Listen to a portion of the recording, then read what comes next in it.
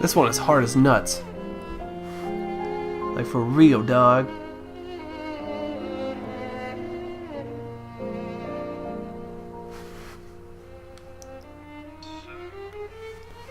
And now, let's see if I can try to figure out why I wait for this thing. Oh! My popcorn wrist.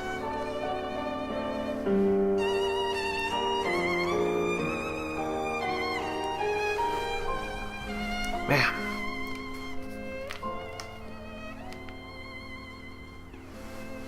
Okay.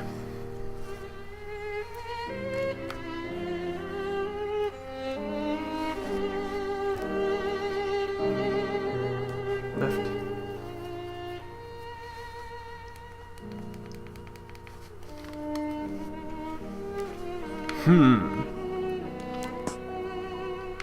No.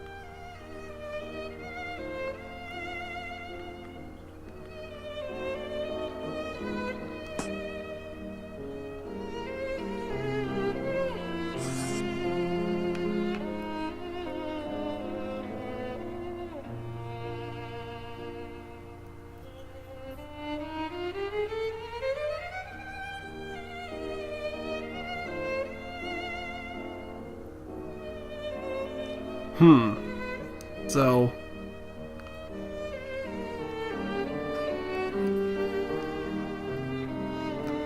let's try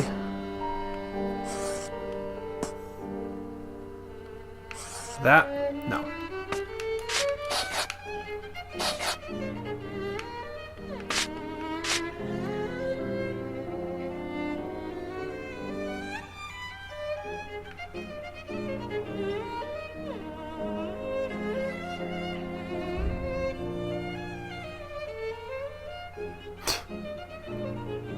Okay, so we gotta do something like this.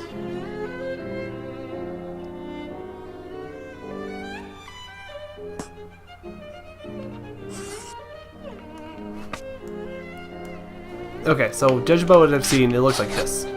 God damn it. Okay. So it's pretty much the middle, and then you try that. There we are, Watson. Our killer lives in this area. It's still rather a vast area, Holmes. Yes, indeed. And our goal is to reduce this area as much as we can. Okay. We must consider the fact that the murder at Mitre Square was committed under a certain amount of pressure, given that the killer knew he was wanted for the acts he committed not long before. We can assume that he had to do it in a safe zone, that is, an area not far from where he lives. This is especially true of an act such as the graffiti he carried out after 2 murders. Let's trace a circle around this point, with the distance separating it from Mitre Square as the radius.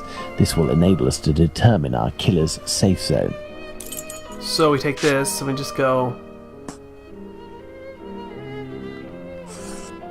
No.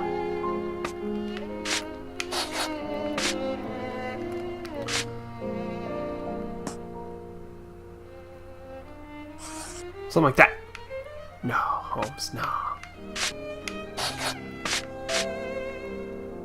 Which was the trace a circle whose center is the location of the graffito piece. Okay.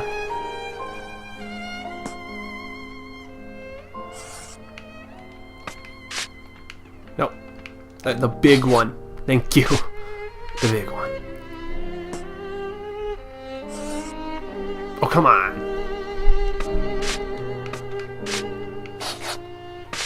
Whose center?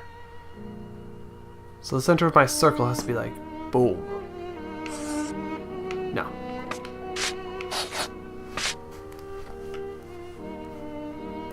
So maybe, since we have to...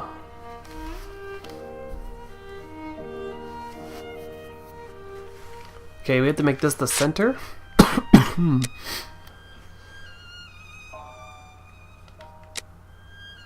Wait, where does it go? Mitre square. No.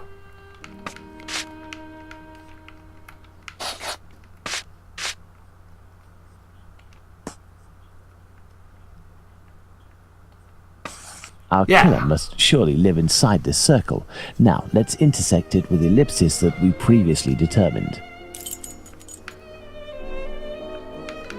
I can't.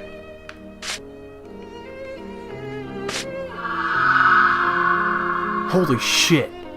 That was There we creepy. are, Watson. The Aldgate district. Shouldn't we inform the police so that they can concentrate their efforts on this area of Whitechapel?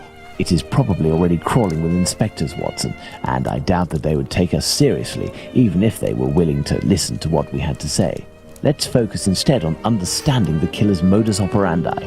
We know our murderer preys on prostitutes who are penniless, weak, sick, or alcoholic, that he distracts them the moment before killing them, and that he left an anonymous message inciting anti-Semitic hatred at the entrance of a building occupied by Jews. How would you describe this man? What a coward. Yeah. Indeed, he is a person of great cowardice. Let's look at his murders, and in particular, the depredations on the corpses, putting aside that of Liz Stride, because on that occasion, his work was left unfinished. If we recall the observations made on the victims and the parts that were mutilated or damaged on each of the bodies, without forgetting the fact that he also removed one or more organs, The lady at the top is we can ugly. ascertain that our killer evolves during the course of the murders, cowardly and still evolving. And yet, look at the location of our first murder, that of Polly Nichols in Bucks Row. It is the most distant from the area our killer would appear to live. Perhaps this murder was preceded by another within the killer's area. I believe a cowardly killer would commit his first murder in an area close to his home in order to find refuge as quickly as possible on carrying out the act. True that. Holmes, an idea just occurred to me that fills me with dread. This evolution of which you speak. He will pursue his next victim as long as the conditions permit him to continue killing Watson. But how could one go even further in this horror? Look at what he did to that woman, Catherine Got her Eddowes. eyeballs. In order to avoid Or having to eyelids. answer that question, we must act with haste and planning. Watson, I suggest you inform yourself on the mutilations sustained by the victims. We played with the idea that this could be an act of vengeance against prostitutes. If the mutilations correspond to areas affected by a specific pathology, perhaps the killer wanted to give an eye for an affliction he felt the prostitutes he knew were responsible for. And this trail leading to Dr. Tumblety Holmes? I also have a few things to look into in the forgot about meantime. I still have a primary really did. witness to track down, not to mention old trails I've yet to pursue. See you soon, Watson. See you soon, When we Watson. first spoke about the Bucks Row murder with Watson, he was reading a newspaper, The Star, dated September 1st, 1888, I believe, which mentioned similar murders in the preceding months. I have no chance of finding the police reports, but perhaps I could find some information at the Central News Agency. I must go yes. there at We're gonna go once. back to the Central News Afterwards, Agency. I'll go back to see Abraham, the owner of the pet shop in Whitechapel. The second Joseph's statement would lead me to believe that he may know the man spotted on the corner of Church Passage that night. If that's the case, I must find this witness so I can question him. Oh my goodness. Okay. So we're off. To the... Yeah!